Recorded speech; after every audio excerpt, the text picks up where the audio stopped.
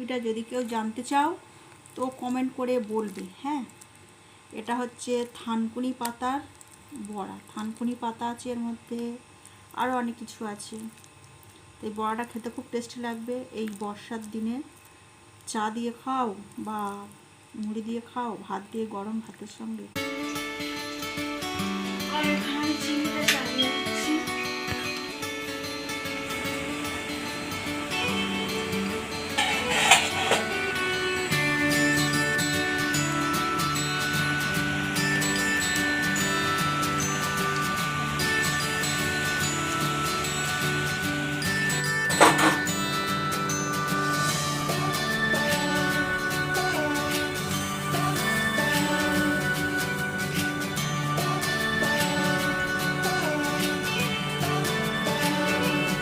লাল চা আর গরম গরম পকোড়া, যদি এরকম থানকুনি পাতা আর এর মধ্যে অনেক কিছু দিয়েছি, সেটা জানতে চাইলে কমেন্ট বক্সে কমেন্ট করবেন।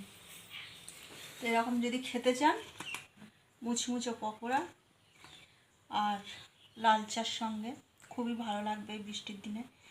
আর এটাকে তোমরা যদি থানকুনি পাতার পুরো একদম ফ্লেভারটা নিতে চাও, টেস্টটা, তো এরকম হালকা হালকা একটু কাঁচা কাঁচাভাবে করতে পারবে। যদি একদম কুড়মুড়ে করে খেতে চাও তার একটু ভালো করে ফ্রাই করতে পারবে, করে এটা কুড়মুড়ে হবে পেঁয়াজির মতো।